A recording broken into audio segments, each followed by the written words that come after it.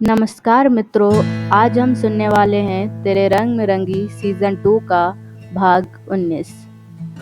राघवेन ऋषिका के आंसू देखकर उसे छोड़ देता है और कहता है,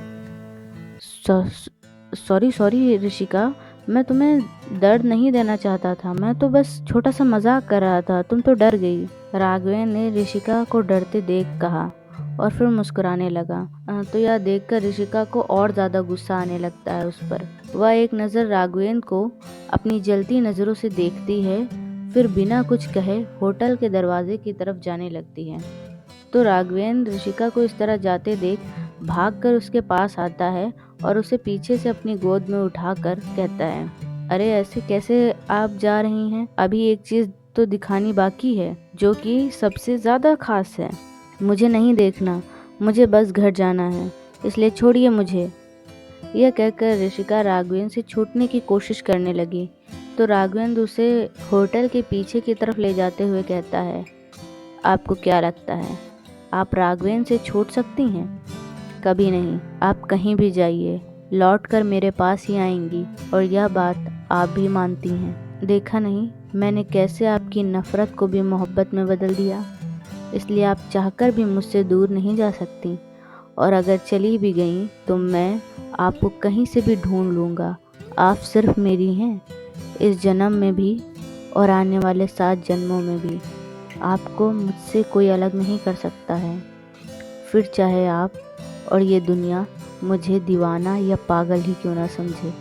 आप सिर्फ मेरी हैं। राघवेन ने अपनी जुनून भरी नज़रों से ऋषिका के चेहरे को देखते हुए कहा। ऋषिका राघवेन का यही जुनून देखकर हमेशा घबरा जाती थी। ऋषिका राघवेन की आंखों में देख रही थी। तभी राघवेन ने ऋषिका को एक कॉटेज के सामने लाकर खड़ा कर दिया। ऋषिका अभी भी गुस्से और घबराहट से राघवेन को देख रही थी। यह देखकर राघवेन ने उसका चेहरा दूसरी तरफ कर दिया, लेकिन ऋषिका ने उस कॉटेज पर ज्यादा ध्यान नहीं दिया। फिर उसने राघवेन की तरफ देखकर कहा, राघव, मैंने कहा ना मुझे नहीं देखना। और आप अचानक इतनी अजीब बातें क्यों करने लगते हैं? ऐसा लगता है जैसे आप नहीं हैं, कोई और है। मुझे आपके इस बर्ताव से डर लगता है राघव। अभी उसने ये कहा ही था कि तभी उसे एहसास हुआ कि उसने कोई जानी पहचानी चीज देखी। ये याद आते ही ऋषिका ने एक बार फिर अपनी नजरें घुमाकर उस कॉटेज पर डाली, तो सामने बने कॉटेज को देखकर उसकी चीख निकल गई। सामने कॉटेज के आगे एक बड़ा सा बोर्ड लगा हुआ था, जिस पर इंग्लिश में लिखा था, ऋषि म्यूजिक एंड डांस अकेडमी। यह देखकर ऋषिका की आंखें खुशी और आंसुओं से भर गईं। उसे लगा था कि राघवेन ने उसकी एकेडमी तुड़वा दी होगी, पर उसकी एकेडमी वैसी की वैसी ही थी। ऋषिका ने अपनी नज़रें घुमाकर एकेडमी के आसपास देखा तो पाया कि गार्डन में थोड़े बदलाव किए गए थे और इस एकेडमी को होटल के भाग से जोड़ दिया गया था। यह सब देखकर ऋषिका की आंखों से एक आंसू छलक कर बाहर आ जाता है। इससे पहले कि वह गालों से होकर नीचे गिरता, राघवेन ने उस आंसू को अपनी हथेली में लेकर कहा, तुम्हारी आंखों में आंसू सिर्फ मेरी वजह से होने चाहिए, किसी और वजह से नहीं। इसलिए रोना बंद करो और होटल ना सही, ये एकेडमी तो देख लो। मैंने बाहर तो ज़्यादा बदलाव नहीं किए हैं, पर अंदर बहुत से बदलाव किए हैं। वैसे सब कुछ बेस्ट करने की ही कोशिश की है, लेकिन कितना अच्छा डेकोरेट किया है या नहीं जानता, ये तो तुम ही बता सकती हो। राघवेन की ये बात सुनकर ऋषिका उसके सीने से लग जाती है, तो राघवेन उसे देखकर कहता है, ओ इतना प्यार मुझ पर, हाय मैं तो मर। अभी राघवेन ये कह ही रहा था कि ऋषिका ने उसके मुंह पर हाथ रखकर कहा, मरे आपके दुश्मन, आपको तो मेरी भी उम्र लग जाए। ऋषिका ने उसकी आंखों में देखकर कहा। राघवेन ने उसके हाथ को अपने मुंह से हटाकर अपने हाथ में ले लिया और कहा, नहीं ऋषिका, मुझे बस उतनी ही उम्र चाहिए जितनी तुम्हें जीने के लिए चाहिए। मैं तुम्हारे बिना इस धरती पर एक सेकंड भी नहीं जीना चाहता। यह सुनकर ऋषिका राघवेन को किस किए बिना नहीं रह पाई और उसके गालों पर किस करके एकेडमी के अंदर की तरफ भाग गई। एकेडमी का दरवाजा राघवेन ने पहले ही खुलवा रखा था।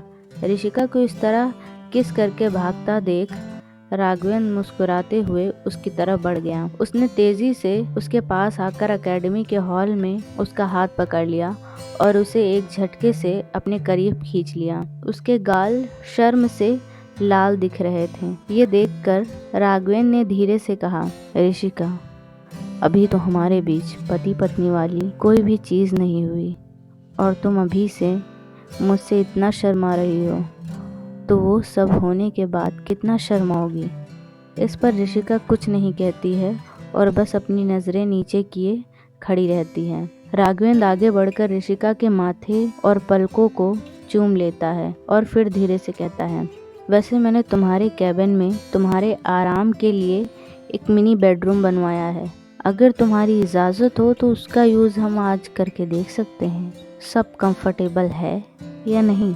राघवेंद्र ने एक तरह से ऋषिका को छेड़ते हुए कहा। इससे ऋषिका और भी ज़्यादा शर्मा गई। फिर राघवेंद्र ने कहा, सोच रहा हूँ आज छोटा सा ट्रायल ले ही लिया जाए। यह कहकर वह फिर से ऋषिका को अपनी गोद में उठाने लगा।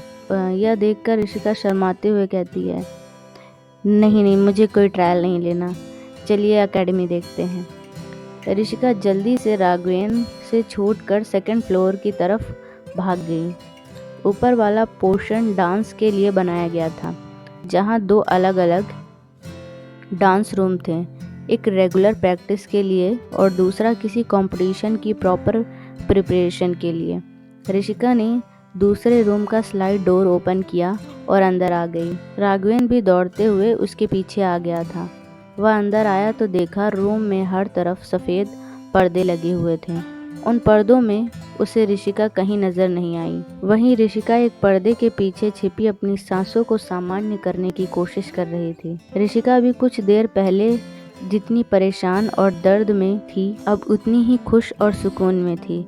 उसने सोचा था कि राघवेंद्र ने उसकी एकेडमी तोड़ दी है, पर एकेडमी को सही सलामत देखकर ऋषिका बहुत खुश थी। वह इस एकेडमी से बहुत प्यार करती थी, पर वह राघवेंद्र के प्यार के आगे कहीं ना कहीं मजबूर हो गई थी। इस वजह से उसने राघवेंद्र को इस एकेडमी पर अपनी मर्जी चलाने दी। आखिरकार उसके पिता ने ही तो ऐसे पेपर्स बनवाए थे जिसके मुताबिक ऋषिका की शादी के बाद इस एकेडमी की ज़मीन उसके पति की हो जाएगी। ऋषिका यह सब सोचकर खुद से ही कहती है, जाने क्यों पापा ने इस तरह के पेपर्स बनवाए, पर जो भी हो अब सब ठीक है। बस राघवेंद्र मुझे वापस एकेडमी ज्वाइन करने की परमिशन दे दें। अभी वह यह सोच ही रही थी कि तभी 2 हाथों ने उसकी कमर को अपने हाथों के घेरों में घेर लिया। आज का ये चैप्टर यहीं समाप्त होता है, पर जल्द ही हम इसके अगले भाग के साथ फिर मिलेंगे। तब तक के लिए अगर आपको ये कहानी अच्छी लग रही हो तो वीडियो को लाइक और चैनल को सब्सक्राइब ज़रूर कर दिएगा। मिलते हैं नेक्स्ट चैप्टर में।